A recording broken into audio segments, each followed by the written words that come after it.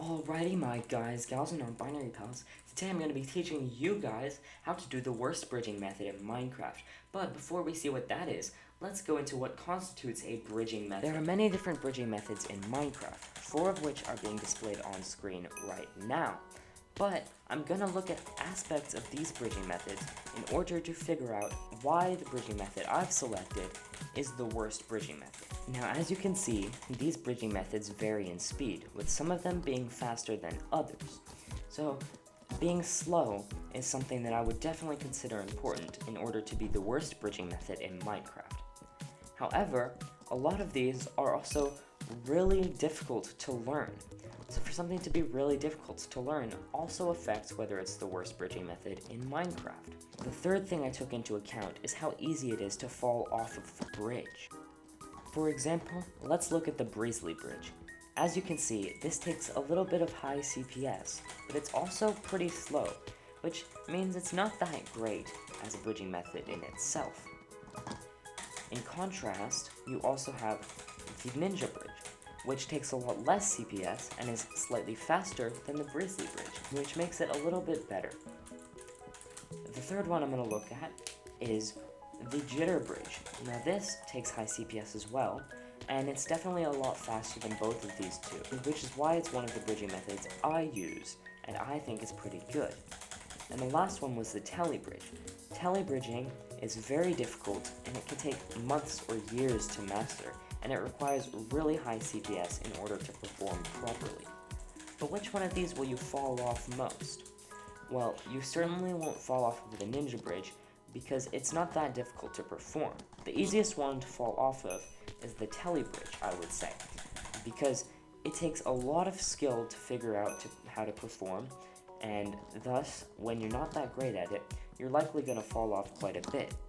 The next more easy to fall off of is the Grizzly Bridge, since you're not jumping, so it gives you very little time in order to react. And then, I say the Jitter Bridge is second to last for easiest to fall off of, with the Ninja Bridge being the only other bridging method that you're not likely to fall off of. But enough of these other bridging methods. Today's video is not about figuring out what the worst bridging method in Minecraft is, as I've already made an entire dedicated video for that, but it's about teaching you how to do it.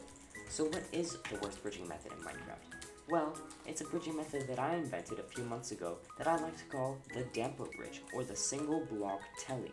And the reason it's so bad is because 1, it's slow, 2, it's pretty easy to fall off of, and 3, it's kind of difficult to learn because you have to time your clicks pretty well. And also, though not quite as important, it doesn't actually look that cool either. So, how to do the Damper Bridge. Now, there are 2 main things that people tend to get wrong when they look at this bridging method and try to replicate it for themselves. Now, something that a lot of telly bridgers would know is that normally in a regular telly, you run and jump off and then turn around, and you try and keep your momentum going backwards in order to move as far forward as you can. However, with the Damper Bridge, the secret trick is to keep holding sprint the entire time, because the point is to reduce your momentum as much as possible.